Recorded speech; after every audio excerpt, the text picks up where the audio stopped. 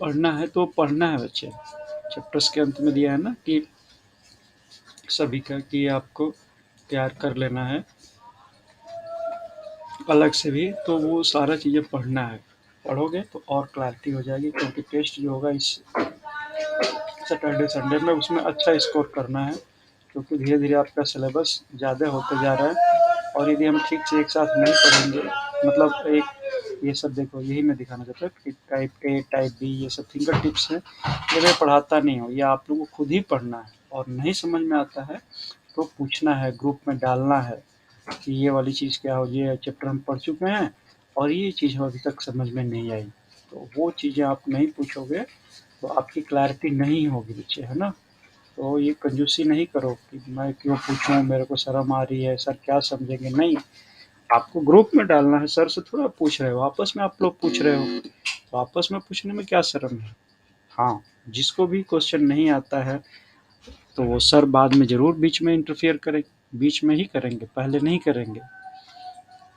Chapter number 7 भी बहुत important है, यहाँ से भी कम से कम 2-3 क्वेश्चन आते हैं। Provisions and reserves. ये प्रोविजंस एंड रिजर्व्स आपने देखा होगा बच्चे, जब हम बैलेंस शीट पढ़ रहे थे तो आपने देखा था कि जो कैपिटल था, कैपिटल के जो मालिक था, मालिक ने 2 पोर्शन अपने कर दिए थे। एक पोर्शन तो वो खुद यूज करता था और दूसरा उसने बोला था कि भाई रिजर्व रख लो, कल को बिजनेस में कोई ज़रूरत पड़ जाएगी तो ये अलग से रख लो। वहाँ पे मैंने आपको एग्जांपल दिया था कि जैसे हम गाड़ी में, अपने स्कूटर में, मोटरसाइकिल में तेल भराते हैं, तो वो तेल 4 लीटर बोलते हैं कि भर दो भाई मेरे गाड़ी में, और 4 लीटर का हमने पैसा मान लो 400 रुपया दे दिया, तो वो गाड़ी में ऑटोमेटिक ही मान लो मेरा रिजर्व 1 लीटर का है, तो 100 रुपये का तेल समझो कि उधर हमने रिजर्व में चला गया, 300 रुपये का ही तेल मेरे मेंस में रहा। तो अल्टीमेटली है तो वो मेरा ही ना। मैं चाहूँ तो फिर जब ये ख़त्म हो जाएगा तो इसको यूज़ कर लूँगा, फिर तुरंत भरवा लूँगा, तो जब ये खाली जितना हुआ होगा फिर जाकर भर जाएगा। तो इसी तरह जैसे हम सेफ्टी अपने जर्नी के लिए रखते हैं, उसी तरह बिजनेस की भी जर्नी के लिए, बिजनेस भी ठीक से चलता रहे, फाइनेंशियल अकाउंटिंग भी ठीक से चलती रहे, उसके लिए गवर्नमेंट ने या अकाउंटिंग प्रोसीजर्स बनाने वालों ने ऐसा प्रोविज़न कर दिया कि हमें ये चीज़ रखना चाहिए। ये ऑथराइज्ड वे में बन गई, ठीक है बच्चे? ये चोरी नहीं हुई, ये सेफ्टी हो गई एक तरह से। तो उसी चीज़ को हम पढ़ते हैं कि क्या नाम रखेंगे और कैसे-कैसे उसका फंक्शंस करता है। तो लायबिलिटी क्या होती है? लायबिलिटी तो आप जानते हैं कि नो लायबिलिटी का मतलब कि हमें पता है कि मैंने किस आदमी से उधार लिया है, तो आदमी का नाम भी पता होता है। जैसे मान लो मैंने किसी दुकानदार से, जो मेरा सामने, मेरे घर के सामने है या मार्केट में जिससे मेरा परिचय है, तो मुझे पता है कि मोहनलाल एंड सन्स से मैं सामान लेता हूँ, मेरा ग्रोसरी शॉप वाला है। तो मुझे ये भी पता है कि मैंने मोहनलाल एंड सन्स से ही उधार लिया है, तो मुझे लायबिलिटी का भी नाम पता है। और मैं किस चीज़ के लिए लिया हूँ, मैंने उससे आटा उधार लिया हूँ कि मेरे घर पे आटा पहुँचा दे, मैं शाम तक पेमेंट कर दूँगा, या 10 दिन पे कर दूँगा, या 2 दिन में कर दूँगा, या सैलरी मिलेगी महीने के अंत में कर दूँगा। तो मुझे पता है कि वो आदमी कौन है जिससे मैंने उधार लिया है और किस चीज़ के लिए लिया है, तो ये नॉन लायबिलिटीज़ है। और नोन अमाउंट भी है, मुझे पता है कि आटा मेरा 400 रुपये का है या 350 रुपये का है, तो मुझे अमाउंट भी पता है, और किस आदमी से किस पर्पज़ के लिए लिया हूँ मुझे भी पता है। ये नहीं कि मुझे मेडिसिन वाले से, मेडिसिन शॉप पे मेरा उधार है, नहीं। मेरे आदमी भी पता है और अमाउंट भी पता है। अब ये नहीं लाला बोल सकता है कि नहीं भैया आपने तो 4000 का सामान लिया था, नहीं। अमाउंट भी पता हो और किस आदमी से कब लिया था, ये सब डिटेल मुझे पता है, दोनों पता है, तो उसको हम लायबिलिटीज़ बोलते हैं ना। प्रोविज़न क्या होता है? प्रोविज़न का मतलब होता है कि लायबिलिटी तो मुझे पता होता है, बट अमाउंट का पता नहीं होता है। क्या इसका मतलब हुआ कि हमें पता है कि भाई देखो, मेरे बच्चे की या बच्ची का मुझे मान लो मैरिज करना है, तो मुझे मैरिज करने में ये तो पता है कि मेरे को मैं फीमेल को ही मान लो, मेरी डॉटर है, मान लो उसको मुझे मैरिज करना है, तो ये तो मुझे पता है कि ये काम क्या करना है, मुझे मैरिज के लिए मुझे पैसे इकट्ठे करने हैं। बच्ची पैदा होते ही आदमी के दिमाग में चढ़ जाता है कि इसका कितने साल तक बड़ी होगी तो कितना पैसा तक मुझे खर्च करना पड़ेगा मेरी हैसियत के हिसाब से। तो लाइबिलिटीज़ तो मुझे पता होती है कि मेरी बच्ची के शादी के लिए मुझे पैसे चाहिए ही चाहिए, बट कितना चाहिए अमाउंट मुझे पता नहीं होता है। हो सकता है 20 लाख चाहिए, हो सकता है 50 लाख चाहिए, हो सकता है 1 करोड़ रुपया चाहिए, हो सकता है कि हम वो मैरिज मुफ्त में भी हो जाए, मुझे पता ही नहीं है। तो अमाउंट का मुझे पता नहीं है भाई, बट लाइबिलिटीज़ का पता है कि बच्ची का शादी करना है या बच्चे का एडमिशन मुझे कराना है, एक नए स्कूल में एडमिशन कराना है या हायर एडमिशन में भेजना है उसमें। तो लाइबिलिटीज़ का मुझे पता है कि ये पैसे मुझे घर से जाने हैं, बट अमाउंट कितना जाना है एग्जैक्ट मुझे पता नहीं, बट ऊपर वाले में पता था। ठीक है जी। तो लायबिलिटीज उसको बोलते हैं जिसमें दोनों पता होता है, प्रोविजन उसको बोलते हैं कि मुझे पता है खर्चा तो करना है, लेकिन कितना अमाउंट खर्चा करना है मुझे दोनों में से एक ही पता है, अमाउंट का पता नहीं होता है, तो इसलिए हम इसको प्रोविजन कहते हैं। लायबिलिटीज भी पता नहीं हो और अमाउंट भी पता नहीं हो। अब मुझे ये पता नहीं है कि भाई आ, मान लो कि खुदा न खास्ता घर में कोई बीमार हो जाता है, या घर में किसी का आ, आ, कहीं कोई नया शादी किसी के घर में आ गया, या पड़ोसी के घर में बर्थडे सेलिब्रेट करने जाना पड़ा, या कहीं हमें इधर उधर घूमने जाना पड़ा, या कुछ गेस्ट आ गए बिना बताए, उनके लिए मुझे कुछ कपड़े और कुछ गिफ्ट खरीदने पड़े, तो हमें रिजर्व घर में पैसा रखना पड़ता है। भाई पता नहीं कल को क्या हो जाए, हमें पता ही नहीं है कौन आके मेरे घर में, इतनी तो चीज़ें मैंने गिरा दिया, इतनी मेरे सोशल ऑब्लिगेशन हो सकते हैं, और अमाउंट का भी पता नहीं। मान लो कल बुआ का लड़का आ गया तो उसको मुझे 2,000 देना है, कल कोई मेरे उसकी मम्मी आ गई या उसका कोई बड़ा क्लोज रिलेटिव आ गया तो उसको ज़्यादा देना है।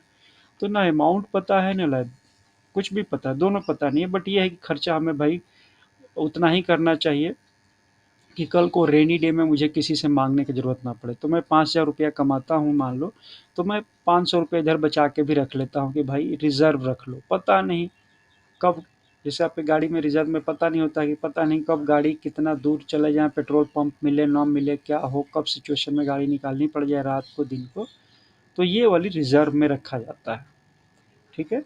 अब इसको टेक्निकली आप रिजर्व ऐसे पढ़ोगे, जो आपके एग्ज़ाम में आएगा, ये तो समझने के लिए था, एग्ज़ाम में आएगा तो ऐसे आएगा कि कोई एक अमाउंट साइड में रख दिया गया, सेट असाइड, किस चीज़ के लिए, charging profit to meet the known liability, but amount of which can not be determined with accuracy. हमें अमाउंट पता नहीं है, बट लाइबिलिटी पता है कि किस चीज़ के लिए खर्च करना है, तो हम चार्जिंग प्रॉफिट कर लेते हैं। चार्जिंग प्रॉफिट का मतलब कि भाई ये कंपलसरी है, कंपलसरी है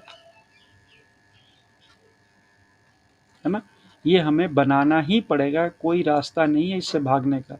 जैसे हमने बताया था कि प्रोविज़न क्या होगा, कि मेरे को पता है कि मेरा कितनी लड़कियां हैं, मेरी लड़की कितनी है, डॉटर्स कितनी हैं, मुझे पता है। अब कल को वो लड़की बड़ी होगी और बोले कि जब तुमको मेरे शादी करने के लिए औकात ही नहीं था, कैपेसिटी ही नहीं थी, तुमने मुझे पैदा क्यों किया, ऐसा भी बोल सकते हैं। कई बच्चे ऐसे भी हो सकते हैं, माँ बाप को नाक में दम कर देते हैं, इंसल्ट कर देंगे कि मुझे तुमने पैदा क्यों किया जब तुम्हारे पास मेरे को शादी करने का या मेरे को एजुकेशन कराने का तुम्हारे पास कैपेसिटी ही नहीं था, मुझे खिलाने पिलाने के लिए था ही नहीं। यानी घर में कुछ पैसा हो या ना हो, एक तरह से देखो कितनी ज़बरदस्ती बात है, घर में पैसा हो या ना हो, उधार मांग के भी शादी करोगे करोगे। यानी प्रॉफिट हो या ना हो, आपको ये प्रोविज़न बनाना ही पड़ेगा। यानी चार्ज ऑन प्रॉफिट मतलब चाहे प्रॉफिट हो या ना हो, आपको ऐसा अरेंजमेंट करके रखना ही पड़ेगा, तो उसको बोलते हैं प्रोविज़न। ठीक है। आप ये रिज़र्व क्या होता है? रिज़र्व तभी होगा ना जब तेल भराओगे, तभी तो रिज़र्व में जाएगा, जब भराओगे नहीं तो रिज़र्व कहाँ जाएगा? यानी इसको बोलते हैं एप्रोप्रिएशन ऑफ प्रॉफिट। एप्रोप्रिएशन मतलब टुकड़ा कर देना, टुकड़े-टुकड़े मतलब कुछ इधर कुछ उधर रख देना, बँटवारा कर देना। तो इसको बँटवारा करते हैं। बँटवारा कब होगा? जब आपके पास पैसा होगा। यानी जब आपके बिजनेस में पैसा आएगा, जब आपके पास प्रॉफिट होने लगेगा, तो प्रॉफिट को ही आप फिर एप्रोप्रिएशन करोगे। ठीक है। यदि लॉस आपका हो रहा है तो लॉस पे रिजर्व नहीं बनता है। जब केवल प्रॉफिट होगी तो ही रिजर्व बनेगा। Is it clear? दोनों बातें क्लियर हो रही है? तो रिजर्व इज एन अमाउंट, जो ऊपर बताया था वही लिखा है। और एप्रोप्रिएशन ये टर्म बहुत इंपॉर्टेंट है, ये एग्जाम में पूछता है। ये पूछता है कि प्रोविजन हमेशा प्रॉफिट पे चार्ज किया जाता है, रिजर्व हमेशा एप्रोप्रिएशन ऑफ प्रॉफिट किया जाता है। ठीक है बच्चे। इस रिजर्व को, इस प्रोविजन को आप outside of the business invest नहीं कर सकते हैं। मतलब जैसे हमने घर में बच्ची के शादी के लिए या हायर एजुकेशन के लिए पैसा रखा है, तो अपने पैसे को मैं अपनी वाइफ के पास रख सकता हूँ कि लो ये पैसे रख लो, है ना। मतलब एक मेरे अपने बिजनेस के अंदर ही ये सामान के बजाय वो सामान ले आऊँ, ऐसे कर सकता हूँ। बाहर नहीं रख सकता कि मैं अपने किसी रिश्तेदार को दे दूँ या बैंक में जमा करा दूँ या फिर कहीं ऐसे आदमी को दे दूँ कि मुझे समय पे दे ही नहीं। तो ये हमारा प्रोविज़न होता है कि it can not be invested outside of the business, और it may be invested outside the business. कहीं पे भी कर लो भाई, आज मुझे थोड़ी इसकी ज़रूरत है, कहीं ग्रोथ हो जाएगा और पैसा कहीं चला जाएगा तो कुछ बढ़ के ही आएगा। तो आउटसाइड ऑफ द बिजनेस हम इसको यूज़ कर लेते हैं इस रिजर्व को। It is shown either as a liability or as a deduction from the assets। इसको दिखाने का दो तरीका होता है। ये तो आप जब बैलेंस शीट दिखाते हैं तो बैलेंस शीट में इधर असेट साइड दिखाते हैं और इधर लाइबिलिटी साइड दिखाते हैं। लाइबिलिटी साइड में ही कैपिटल साइड होता है, और कैपिटल साइड में ही आपने देखा होगा कि रिजर्व या सरप्लस वर्ड आपने वो यूज़ वहाँ पे किया होगा, देखा था ना, सरप्लस और रिजर्व वर्ड। तो वो इसी पर्पज़ के लिए है कि जो भी रिजर्व होगा तो आपको लायबिलिटी साइड के बैलेंस शीट में दिखाना पड़ेगा, और अल्टीमेटली ओनर के पास ही जाता है। ठीक है। ये यहाँ पे जाता है, इसका फिक्स्ड प्लेस है कि इधर ही हम दिखाएंगे रिजर्व को। लेकिन जो हमारी प्रोविजन होता है, प्रोविजन दोनों में से कहीं पे भी दिखा सकते हैं। इस साइड में नॉर्मली इसी साइड में दिखाते हैं, क्योंकि पैसा जो है ओनर का ही होता है, ओनर से ही सारे इफेक्ट होते हैं पैसे का। बट हम यहाँ चाहें तो इधर भी दिखा सकते हैं, असेट्स कम करके, असेट्स को कम करके दिखा देंगे तो वो पैसा एक्चुअल में इधर ही चला गया। आपको पता होगा है कि हम कहते तो नहीं है, बट ये एक तरह से डेबिट साइड होता है और ये एक तरह से क्रेडिट साइड होता है। कहते नहीं है क्योंकि आप अपना कंसेप्ट गलत मत कर लेना, क्योंकि एक क्वेश्चन इस पे आता भी है कि बैलेंस शीट में डेबिट क्रेडिट होता है कि नहीं होता है, तो नहीं होता है। लेकिन मैं समझने के लिए कह रहा हूँ कि हमने यही तो पढ़ा है, असेट्स मतलब कोई भी चीज़ आती है हमारे पास तो डेबिट कर देते हैं, पोर्शन तो यही चीज़ें होती हैं। तो ये इसी को हम कुछ कम करके, असेट्स को कम करके, हमारे 5 लाख रुपए का असेट्स है तो हम 1 लाख रुपया यदि हम क्या कर रहे हैं, प्रोविज़न कर रहे हैं, तो हम दिखा देंगे कि भाई मेरे पास 4 लाख रुपया ही है। 1 लाख रुपया मैंने इसमें से डिडक्शन करके दिखा दिया, या 1 लाख रुपया इधर मैंने सेपरेट करके, इधर ही ये माइनस था, इधर आके प्लस हो गया, साइड हमने चेंज कर दिया। तो L H S is equal to R H S, assets is equal to C plus L. तो यहाँ से जो पैसा माइनस में था इधर लाए तो प्लस हो गया, वही चीज़ यहाँ पे हो गई। तो अल्टीमेटली हम शो यहीं पे हो रहा है, इफेक्ट यहीं पे आके कैपिटल के साथ हो रहा है बच्चे। ओके। तो ये दोनों का डिफिनेशन हो गया। एक और चीज़ यहाँ पे बनता है बच्चे, ये भी क्वेश्चन पूछा हुआ है कि एक आप प्रोविजन ये भी बनाते हो, ये तो आपको सिंपल हो गया। एक बिजनेस में एक वर्ड ये भी आता है कि आपने कोई सामान बेचा बच्चे, ठीक है, आप दुकानदार हो, मान लो ग्रोसरी शॉप ही आप चलाते हो, परचून की शॉप चलाते हो, तो वो किसी को आटा, किसी को चावल, किसी को कुछ भी सामान देता है, मान लो मिस्टर ए को देता है, बी को देता है, सी को देता है, डी को देता है। तो हर ग्राहक एक जैसे नहीं है। कोई होता है कि किसी को मंथली सैलरी मिल जाता है, कोई लेबर है उसको डेली मिलता है, कोई है कि प्रॉपर्टी डीलर है, कई साल भर का एक ही बार कमा लेता है। तो कई कई तरह से बिजनेस, कई तरह से लोग होते हैं, लेकिन वो सबसे हैंडल करता है।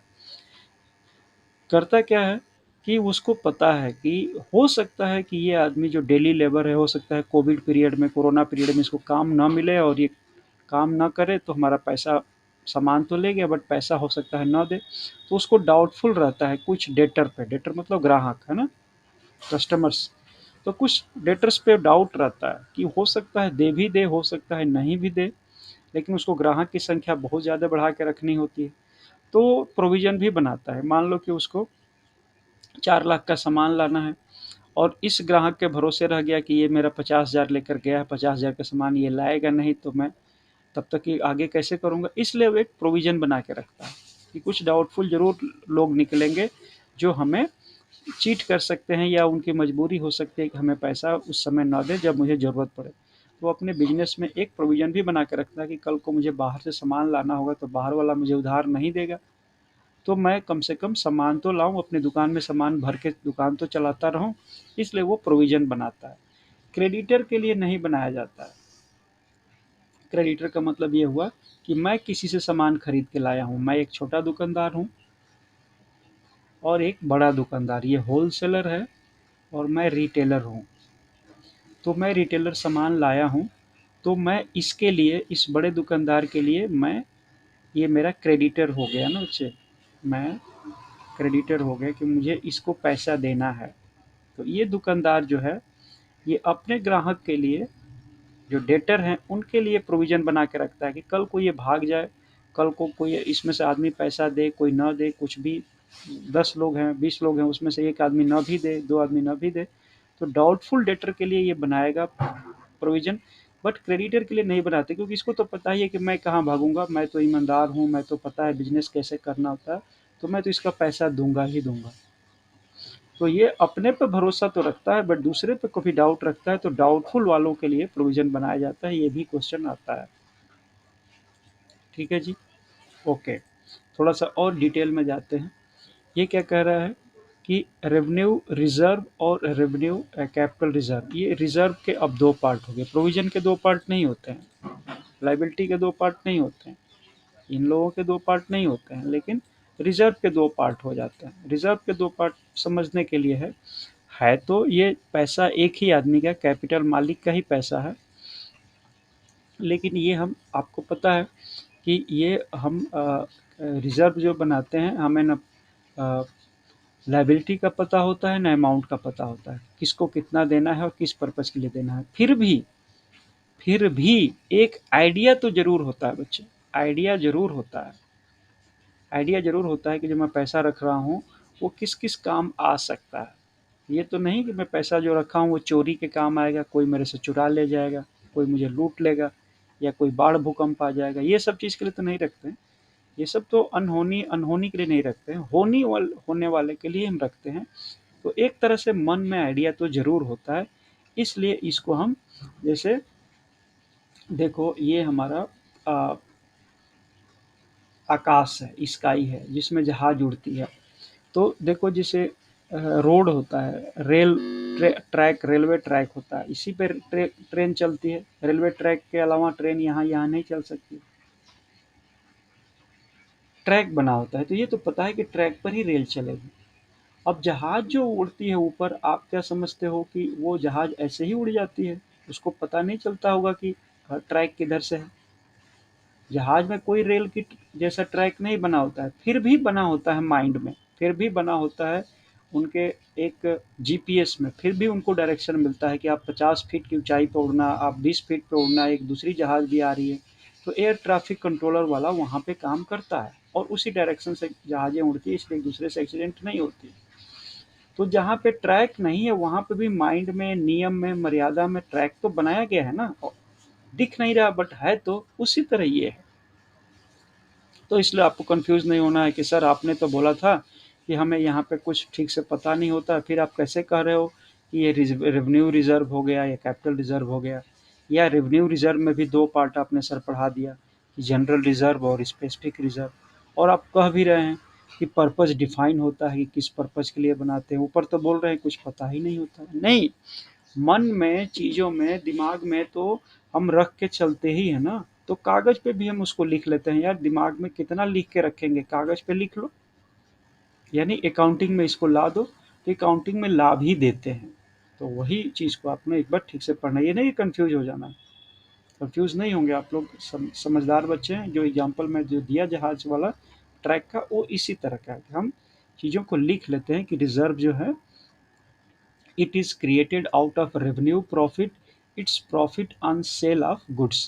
जो रेवेन्यू टाइप के आइटम होते हैं, जैसे हम जो सामान हम अपना दुकान से बेचते हैं, तो उन दुकान में सामान बेचने से जो मुझे फ़ायदा होता है, तो उन फ़ायदा को हम 2 पार्ट में रख लेते हैं। उसको रेवेन्यू प्रॉफ़िट बोलते हैं और रेवेन्यू प्रॉफ़िट को 2 पार्ट में रख लेते हैं, एक जनरल रिज़र्व और एक स्पेसिफिक रिज़र्व।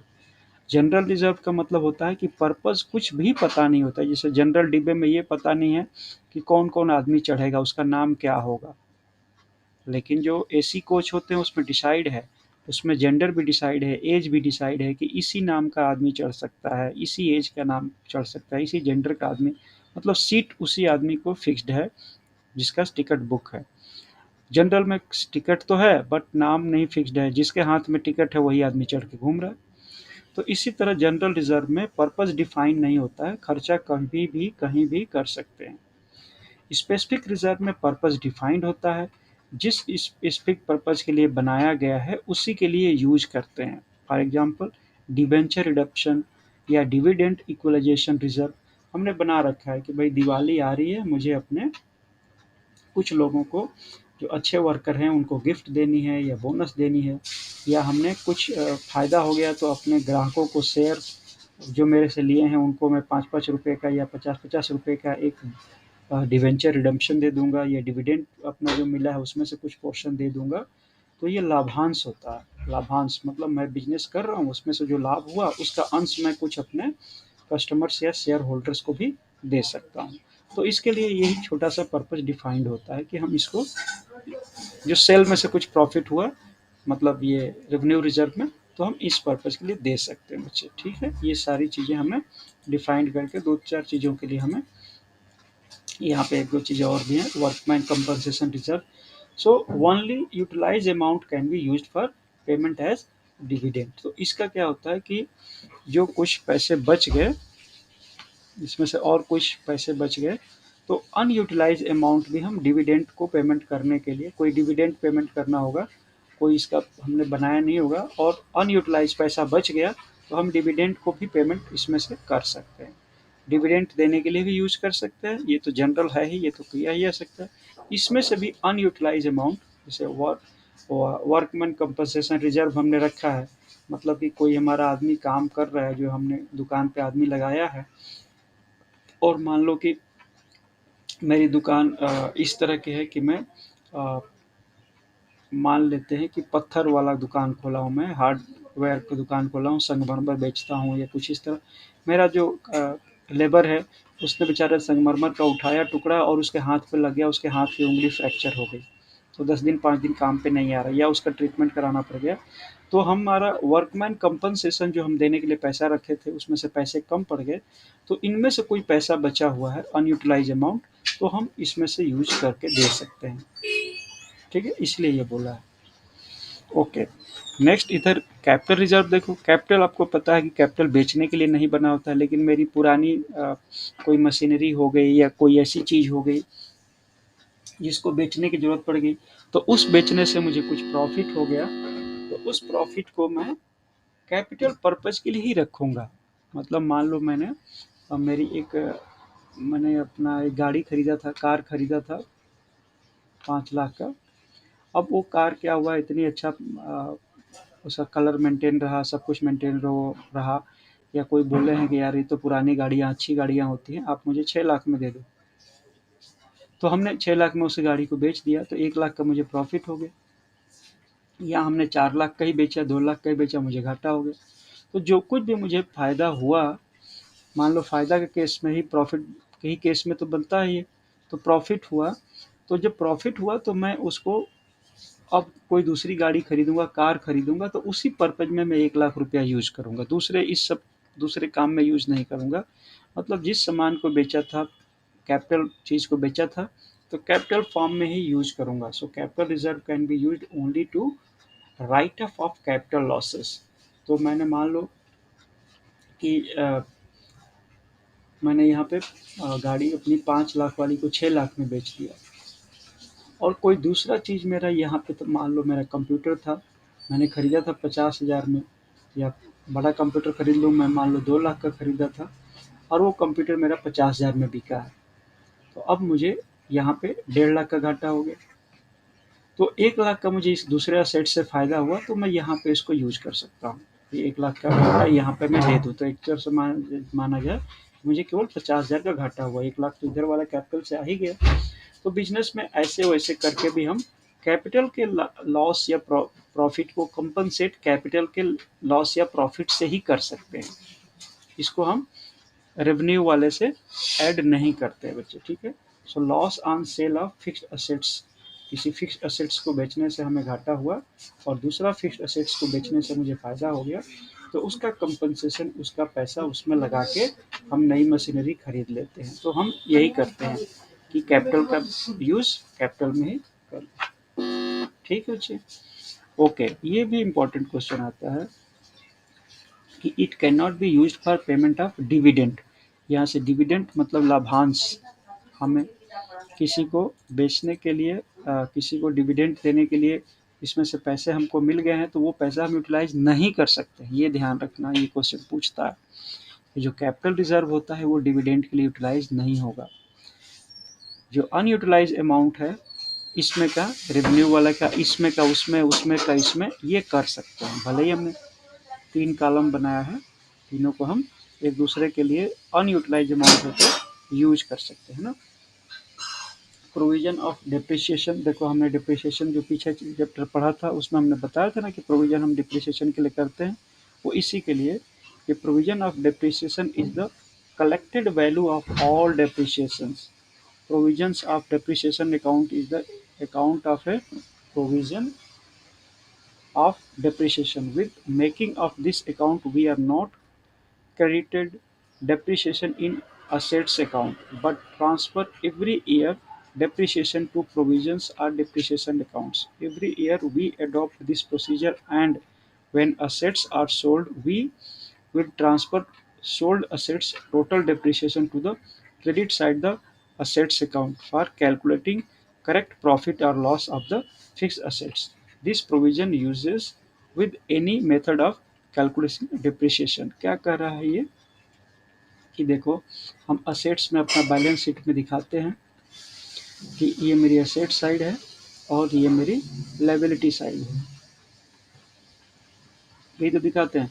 असेट्स मतलब मान लो कि मेरा ये कार है, कार का मेरा कीमत 5 लाख रुपए है, मैं जब खरीदा था, तो हर साल बैलेंस शीट में मैं कार दिखाऊंगा तो 5 लाख का दिखाता रहूँगा।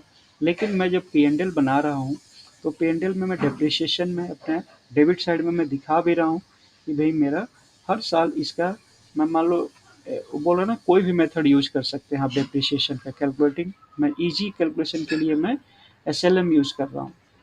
हालांकि अब सारा अकाउंटिंग, गवर्नमेंट की अकाउंटिंग कहता है कि अब आपको SLM यूज़ नहीं करना है, आप WDV यूज़ करो, क्योंकि इससे अकाउंटिंग सही मानी जाती है। क्योंकि हर असेट्स का जो डिप्रिसिएशन होता है, जैसे आप कार का इंश्योरेंस कराने जाओगे तो कार वाला हर साल आपका डिफरेंट इंश्योरेंस अमाउंट लेता है, फिक्स्ड नहीं लेता है, इसलिए क्योंकि वो वैल्यू कम करते जाता है कार की। तो मैं मान लेता हूँ जस्ट समझने के लिए कि हमने SLM यूज़ किया, डायरेक्ट वाला मेथड, तो हर साल मेरा 1-1 लाख रुपया, मान लो इसकी वैल्यू कम होती गई, 5 लाख हम 5 साल के लिए लेते हैं, हर साल 1-1 लाख में डिप्रिसिएशन में घटाया जा रहा हूँ, लॉस में दिखाया जा रहा हूँ। लेकिन यहाँ पे बैलेंस शीट तो मेरा 5 लाख का ही दिखेगा, ठीक है बच्चे। कोई सिचुएशन ऐसे आ गया कि मैं एक प्रोविज़न ये भी किया जा सकता है कि P&L में उस पैसे को ना दिखा के मैं उसको सेट असाइड करके एक प्रोविज़न अकाउंट खोल लेता हूँ, प्रोविज़न फॉर डिप्रिसिएशन, इसका नाम ही होता है प्रोविज़न फॉर डिप्रिसिएशन अकाउंट। उसमें मैं पैसा जोड़ते जा रहा हूँ, 1 लाख क्रेडिट पोर्शन में दिखा रहा हूँ मैं, क्योंकि पैसा आ रहा है ना मेरा, यहाँ से उठ के यहाँ जाता है। 1 लाख मतलब 2018 में मैंने कार खरीदी, तो 1 लाख मेरा ये हो गया। 2019 में भी मैं जोड़ दिया, 1 लाख यहाँ पे हो गया। 2020 में भी जोड़ दिया, 1 लाख यहाँ पे हो गया। 2021 में भी जोड़ दिया, 1 लाख यहाँ पे हो गया। 4 लाख तक मैं अभी तक जोड़ चुका हूँ। मान लेते हैं कि कार मेरी अभी मैं आज बेचना चाहूँ, तो कार की कीमत, अब तो इस गणित के हिसाब से देखा जाए, यहाँ तो हर साल मैं 5-5 लाख ही दिखाऊंगा असेट साइड में, बैलेंस शीट में। लेकिन प्रैक्टिकली देखूँ तो आज मान लो मैं कार बेच दिया कि भाई मैं नए मॉडल की कार खरीदना चाहता हूँ। वैसे तो 4 लाख तक मैं ले चुका हूँ, कार की कीमत घटा चुका हूँ, 1 लाख की ही कार बची। लेकिन वो कार संजोग से 3 लाख की बिक गई, तो अब मुझे कितने का फ़ायदा हो गया, मेरी किताब में तो वैल्यू इसकी 1 लाख की ही बची है ना, एक तरह से 4 लाख तो मैं क्लेम कर चुका, प्रोविजन में रख चुका। 5 लाख मेरा असेट्स में बता रहा था कि 5 लाख की कीमत है, तो एक्चुअल में तो मुझे 1 लाख ही में बेचना चाहिए था, तभी जाके मेरा बैलेंस शीट में ये बराबर होता। लेकिन ये कार मेरी 3 लाख के बीच गई, तो 2 लाख को मैं कहाँ दिखाऊंगा, तो 2 लाख को मैं प्रॉफिट में दिखा दूंगा कि मेरी प्रॉफिट 2 लाख की हो गई इस असेट्स को बेचने के लिए। वो यही चीज़ कह रहा है बच्चे, कि जब हमें ऐसा लगे या हमें लॉस हो गया, मैंने 1 लाख का बचा था, ये बोल रहा है कि नहीं भाई साहब 50,000 से ज़्यादा तो मैं दूंगा नहीं।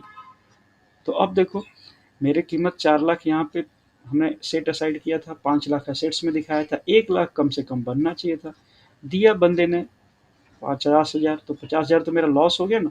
तो अब मैं प्रॉफिट एंड लॉस वाले में 50,000 लॉस दिखा दूंगा, क्रेडिट क्रेडिट साइड के बजाय, अब डेबिट साइड में मेरा 50,000 रुपया चला जाएगा, घाटा हो गया मेरा भाई। तो इसी तरह हम इसको एडजस्ट करते हैं, है ना। तो आपकी बच्चे अंडरस्टैंडिंग बहुत बहुत क्लैरिटी से डेवलप होना चाहिए, तभी जाके आप सारे क्वेश्चंस को हैंडल कर पाओगे। सिर्फ सोचो कि सर ने जो नोट्स बनाए हैं मैं नोट्स को पढ़ लूँ, तो ऊपर ऊपर से कभी भी आपको फ़ायदा नहीं होगा। जैसे मैं आपको सेव खिला रहा हूँ, है ना, सेव बस आप अपने पेट के ऊपर उस सेव को रख लो तो फ़ायदा होगा, नहीं होगा ना। उस सेव को खाओगे, आपके बॉडी में भी सेव सिर्फ चला जाए तो भी फ़ायदा नहीं होगा, बॉडी उसको डाइजेस्ट करे, उससे ब्लड बने, एनर्जी बने, तब जाके आपका ग्रोथ होगा ना। उसी तरह पढ़ाई है, मैं जो आपको पढ़ा रहा हूँ, तो रीडिंग बिटवीन द लाइन आपको पढ़ना पड़ेगा, reading between the lines, between the lines. अब आप देखते होंगे ये आपको प्रिंट करके सर ने बहुत पहले ही आपको मटेरियल दे दिया है, आप उसको पढ़ते हो, प्रिंटिंग मटेरियल है ये, आपके पास दिखता है। लेकिन जब मैं पढ़ाने लगता हूँ तो आपको तो नई नई चीज़ें दिमाग में घुसने लगती है।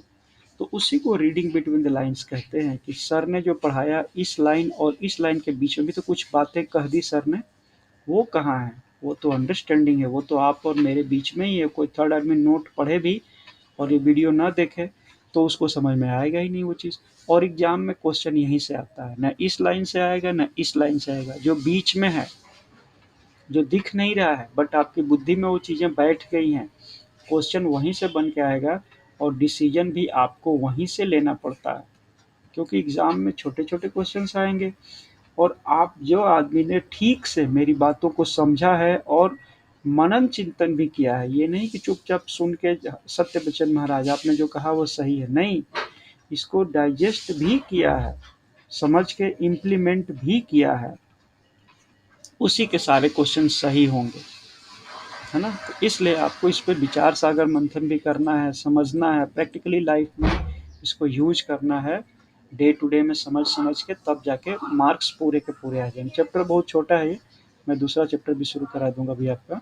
सो there are following features of provision for depreciation account. Depreciation accounts के क्या फ़ायदे होते हैं कि fix assets is made on its original cost and every year depreciation is not transfer to the fix assets accounts, मतलब, और जो 5 लाख वाली बात थी कि हर साल हम इसको फिक्स्ड असेट्स अकाउंट में इसको ट्रांसफ़र नहीं करते हैं, सेट असाइड कर लेते हैं, अलग रखते हैं इसको, बैलेंस शीट में 5 लाख दिखाते जाएंगे, इसको अलग अपना प्रोविजन दिखाएंगे। Provision of depreciation accounts is conglomerated value of old depreciation. Conglomerated value का मतलब क्या है कि और भी हमने चीज़ों को प्रोविजन बना रखा है, तो वो इकट्ठे होते चले जा रहे हैं, है ना। पहले 1 लाख था, फिर 2 लाख हो गया, फिर 3 लाख हो गया, हर साल का जुड़ते जा रहा है। तो ये डिप्रिसिएशन की कंग्लोमेरेटेड वैल्यू है।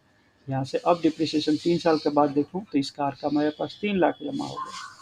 So the system can be used both in straight line and diminishing method of providing depreciation। किसी के लिए भी यूज कर सकते हैं आप, स्ट्रेट लाइन में एक एक लाख करते जा रहे हो तो 3 लाख हुआ, या ये डिमिनिशिंग बैलेंस वाला जितना भी बैलेंस से मिलता है, पहले साल मान लो 1 लाख मिला, दूसरे साल 90,000 मिल रहा है, तीसरे साल 85,000 मिल रहा है, तो जिस तरह भी मिल सकता है उस तरह डिमिनिशिंग वाले से मिल रहा है, हम जो भी मेथड अपनाएं तो उससे हम कर लेंगे।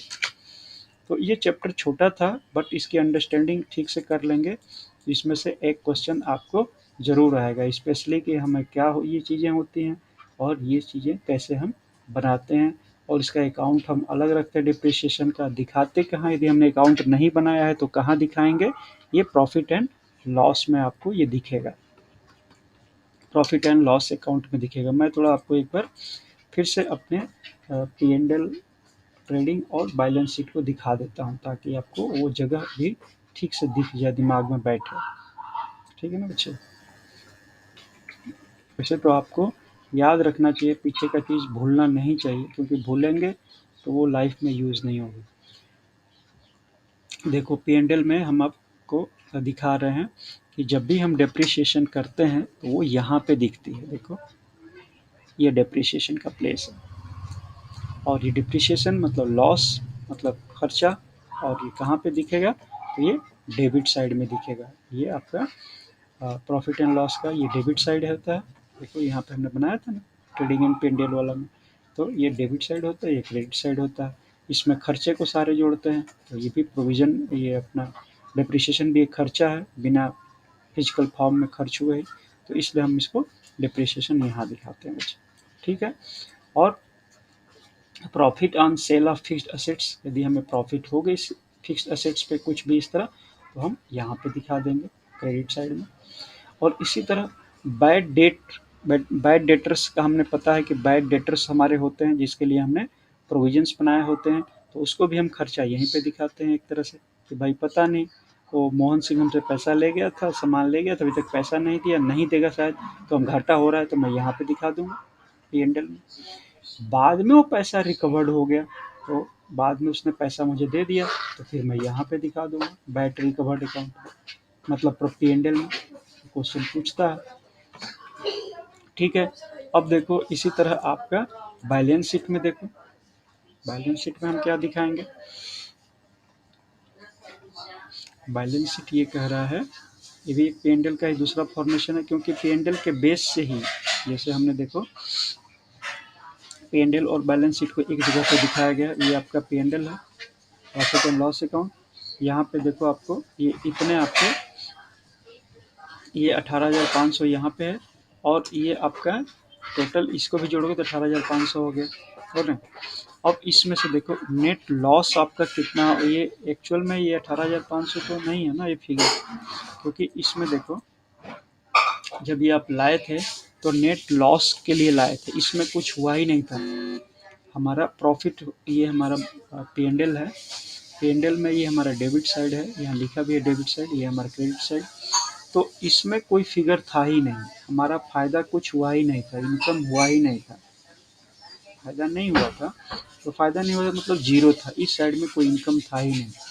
ट्रेडिंग हमने बनाया था ट्रेडिंग अकाउंट, उसमें से हम पैसा लाए थे, तो पैसा लाए थे तो हमारा इस साइड में इनकम साइड में कुछ आया ही नहीं, और हमारा लॉस ही, इतनी चीज़ें फिर से खर्च हो गई। ग्रॉस लॉस आया था 5,000 रुपये का, और बाकी और चीज़ें खर्चा हो गई इधर, और टोटल हमारा 18,500 हो गया, इधर जीरो हुआ, तो 18,500 को इधर फिर हम जोड़ेंगे तभी तो जाके फिर दोनों बराबर होंगे, यानी ये वाला मेरा घाटा हो गया, नेट लॉस हो गया।